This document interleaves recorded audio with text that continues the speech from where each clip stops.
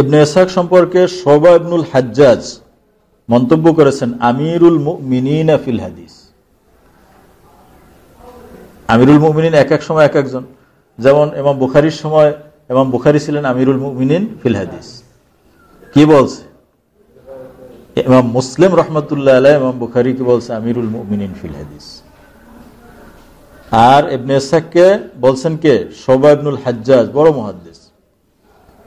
আবু মুয়াওয়িয়া আদ-দারির উনি বলেন কানা ইবনু ইসহাক মিন আহফাজিন নাস, তিনি সবচেয়ে স্মৃতিধর মুহাদ্দিস ছিলেন। ফাকানা ইজা কানা ইনদার রাজুলি খামসাতু আহাদিস আও আকসার ফাস্তাওদাহা ইনদা ইবনে ইসহাক ক্বালা ইহফাজহা আলাইয়া ফাইন নাসিতুহা কুনতু কদ হাফিজতুহা আলাইহি। কোন ব্যক্তি যদি 5টা হাদিসও মুখস্থ করত, গিয়ে ইবনে ইসহাকের কাছে বলতো যে ভাই আমার এই 5টা হাদিস আপনি জমা রাখেন, আপনি শোনেন, মুখস্থ করে রাখেন, আমি যদি ভুলে যাই তাহলে আবার আপনার থেকে আমি শুনে নেব। হাদিসের ব্যাংক, মানুষ অ্যাকাউন্ট খোলে না, টাকা জমা রাখে, এরকম সব মানুষ তার কাছে হাদিস জমা রেখে যেত। উনি প্রত্যেকের নামে এগুলো মুখস্থ রাখতেন। আবার কেউ কেউ পরবর্তীতে আসতে যে আমি যে 5টা হাদিস শুনেছিলাম তো ভুলে গেছি, শুনেন আমাকে আবার, তোমার হাদিস এই 5টাই শোনো বলে যেতেন।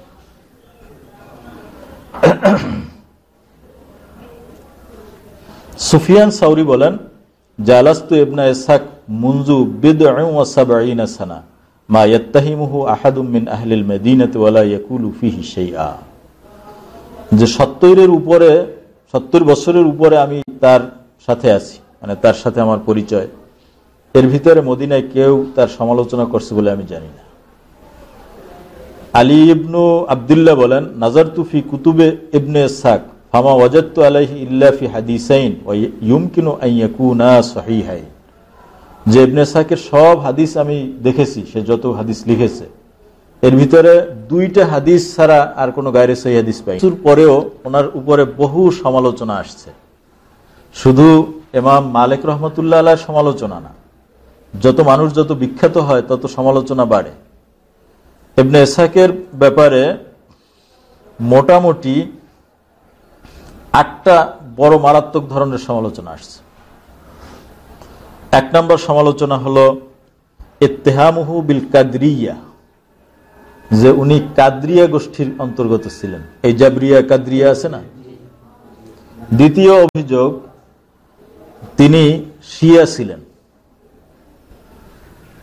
2 অভিযোগ। আমরা বলতে চাই যে যদিও তিনি কাদরিয়া থাকেন অথবা শিয়া থাকেন, তারপরেও তার থেকে হাদিস নিতে কোনো অসুবিধা নেই। সিয়াসেত্তার মধ্যে, রাবিদের মধ্যে অনেকের সম্পর্কে তারা শিয়া ছিলেন বলে অভিযোগ আছে। তো কোনো শিয়া বা কাদরিয়া সে যদি হাদিসের যে শর্ত আছে, যে মিথ্যে কথা না বলা, আদালত ইত্যাদি যদি কারোর মধ্যে থাকে, তাহলে সে শিয়া হোক বা কাদরিয়া হোক তার হাদিস গ্রহণ করা যাবে। অতএব তিনি শিয়া বা কাদরিয়া ছিলেন কিনা এটা আমাদের দেখার বিষয় না, তিনি সেকা ছিলেন কিনা, হাদিসের যে রাবির যে 4টে গুণ আছে সেটা তার মধ্যে ছিল কিনা এটা দেখার বিষয়। অতএব এই অভিযোগ দিয়ে তাকে গায়রে সেকা প্রমাণ করা যাবে না। তৃতীয় অভিযোগ ওনার বিরুদ্ধে করা হয়েছিল ইত্তেহামুহু বিত্তাদলিস, যে তিনি রেওয়ায়েতের সময় তাদলিস করেন, মানে ওস্তাদের নাম না বলে রেওয়ায়েত করেন, মাঝখানে বাদ দিয়ে আগের ওস্তাদের নামে রেওয়ায়েত করেন। এক্ষেত্রে আমাদের জবাব হলো এই যে যদি এটা সাব্যস্ত হয় তাহলে তাদলিস 2 রকম।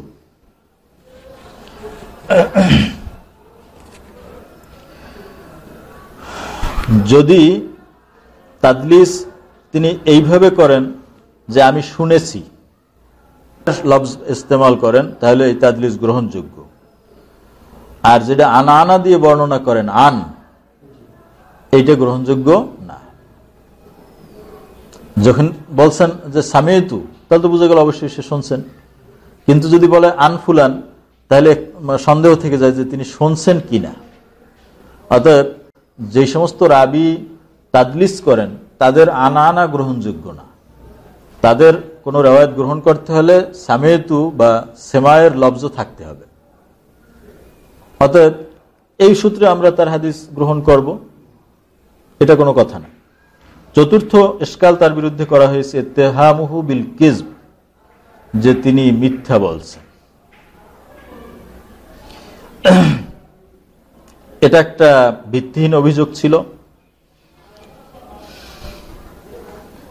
এই অভিযোগ করেছেন হিশাম ইবনে উরওয়া এবং মালিক ইবনে আনাস, ইমাম মালিক রাহমাতুল্লাহ আলাইহি। কাযযাব বলছেন, দাজ্জাল বলছেন।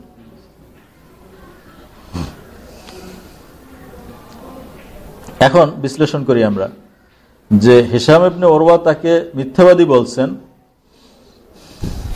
অথচ ইয়াহইয়া ইবনে কাত্তান তার থেকে হাদিস নিয়েছেন।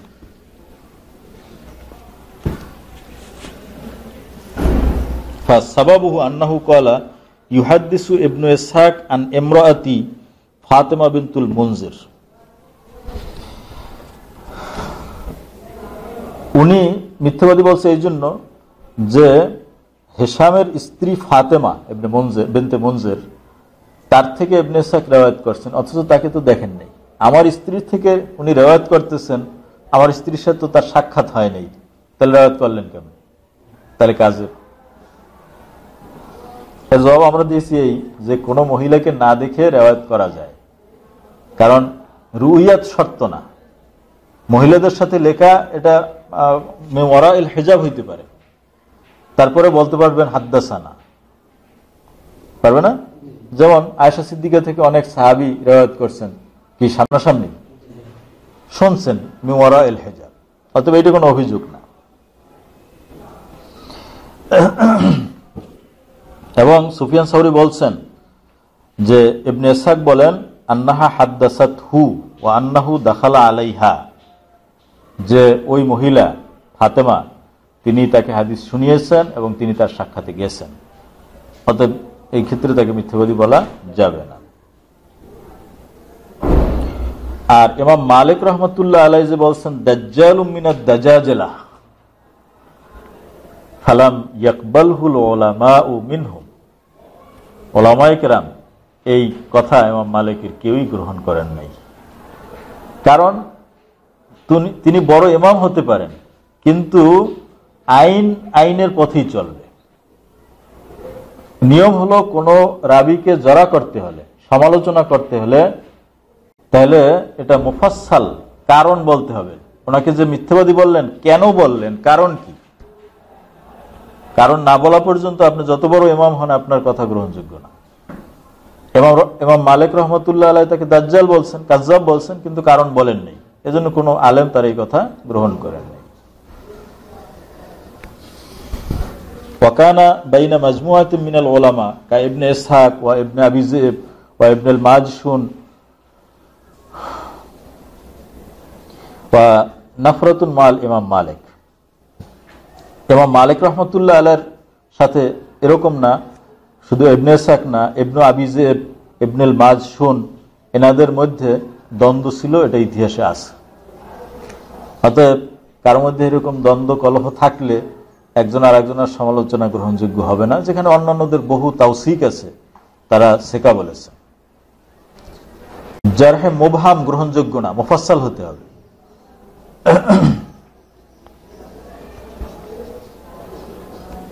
অনুরূপভাবে ইবনে ইসহাকের কওল ইমাম মালিকের ব্যাপারে সেটাও তো কেউ গ্রহণ করেনি।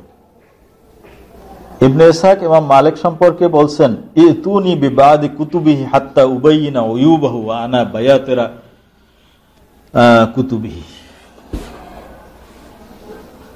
ইবনে ইসহাক বলছে যে মালিক সে ইমাম হয়ে গেছে, তার কিতাব আমার কাছে নিয়ে আসো, লাইনে লাইনে আমি ভুল বাইর করে দিই, কোন জায়গা ভুল আছে। আমি হইলাম হাদিসের ডাক্তার, অপারেশন করে দেবো কোন জায়গা টিউমার আছে। তো তার কথা কেউ গ্রহণ করছে? ইমাম মালিকের মত বাদ দিয়ে দিয়েছে কেউ?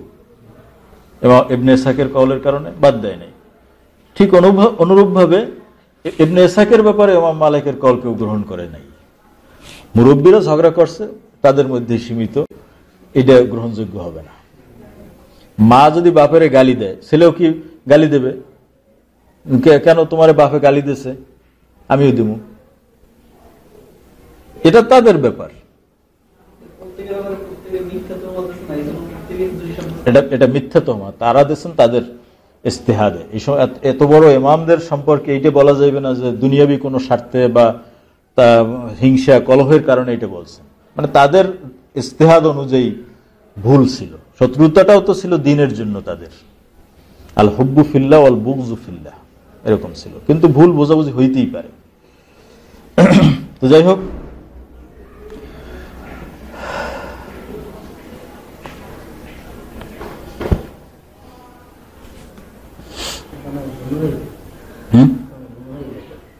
না গীবাত এটা এই জায়গায় জায়েজ আছে, যে সমস্ত জায়গার মধ্যে জায়েজ আছে এর মধ্যে এটা একটা, হাদিসের রাবীদের সমালোচনা করা কোনো গুণ হইবে না। সাহাবী তো আদুল, এটা তো আর কেউ আলোচনা করবেই না। সাহাবীদের কি জরাত আদিল হইবে? হবে না। ইয়াকুব ইবনে সাইবা বলেন, আমি আলী ইবনুল মাদিনীকে জিজ্ঞাসা করেছিলাম, কাইফা হাদিসু ইবনে ইসহাক ইনদাকা সহিহুন? ক্বালা নাম হাদিসুহু ইনদি সহিহ। আলী ইবনুল মাদিনী বড় ইমাম, তাকে জিজ্ঞাসা করা হয়েছে, বলছে হ্যাঁ ওনার হাদিস সব সহিহ।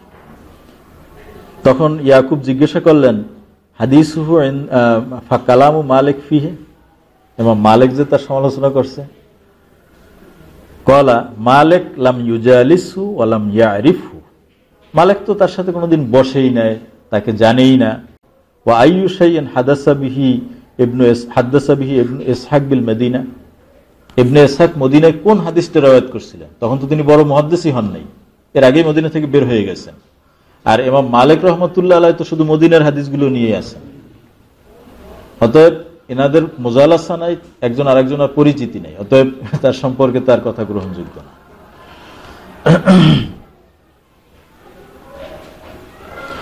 তো বলছে হিশাম ইবনে উরওয়া কদ তাকাল্লামা ফিহি, যে শুধু ইমাম মালিক তো না, হিশাম ইবনে উরওয়াও তো তাকে মিথ্যাবাদী বলছেন।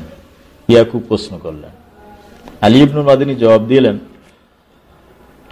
আল্লাযী ক্বালা হিশাম লাইসা বিহুজ্জাতিন লাআল্লাহু দাখালা আলা ইমরাতিহি ওয়া হুয়া গুলামুন ফাসামিআ মিনহা ইন্না হাদিসাহু লা ইয়াতাবায়ানু ফিহি সিদক ইয়ারুই মাররাতান হাদাসানি আবু জিনাদ ওয়া মাররাতান আবু যাকারা ইবনু আবু জিনাদ ওয়া ইয়ারুই আন রাজুলিন আম্মান সামিআ মিনহু ইয়াকুলু হাদাসানি সুফিয়ান ইবনু সাদ আন সালেম ইবনে নাদার আন উমাইর। এভাবে যে এই কথাটা উনি যে বলছেন এটাও ঠিক না। হতে পারে যে এমন অবস্থায় তিনি শুনছেন যেটা ওনার নলেজে ছিল না, কারণ তিনি তো তাসরি করছেন যে আমি অমুক মহিলার থেকে হাদিস শুনেছি। অতএব এক্ষেত্রে হিশামের কথাও গ্রহণযোগ্য না। যাই হোক, ওনার আরো সমালোচনা করছে। পঞ্চম সমালোচনা ওনাকে করা হয়েছে যে তিনি মুখালাফাতুস সেকাত, সেকাদের মুখালাফাত করেছেন। এরপরে ওনার সমালোচনা করা হয়েছে বিল ইনফিরাদে বিবাদিল মানাকির, কিছু মুনকার হাদিস তিনি একা উল্লেখ করছেন, অন্য কোনো ইমাম যেটা উল্লেখ করেন নাই। ওনাকে সমালোচনা করা হয়েছে যে তিনি ইসরাইলি রওয়ায়াত করেছেন। হ্যাঁ, তো এক্ষেত্রে জবাব কি? হাদিসু আম্বানি ইসরাইল ওয়ালা হারাজ, রাসূল পাক সাল্লাল্লাহু আলাইহি ওয়াসাল্লাম বলছেন বনি ইসরাইলদের থেকে হাদিস শুনতে পারো, কোনো অসুবিধা নেই। ইজা হাদ্দাসাকুম আহলুল কিতাবি ফালা তুসাদ্দিকুহুম ওয়ালা তুকাজ্জিবুহুম, আহলে কিতাবরা তোমাদের কোনো বর্ণনা করলে তোমরা তাকে সত্যও বলবে না, মিথ্যাও বলবে না। মিথ্যে বলবে না কারণ সত্য হইতেও তো পারে, আর সত্য বলবে না কারণ তারা তাহরিফও করতে পারে কিতাবের মধ্যে। অতএব তাদের থেকে রওয়ায়াত জায়েজ আছে। ইসরায়েলি রওয়ায়াতকে উল্লেখ করলে তাতে সে গায়রে সেকা হয় না। অষ্টম সমালোচনা করা হয়েছে, তিনি জামাহু বাইনা আলফাজের শুয়ুখ,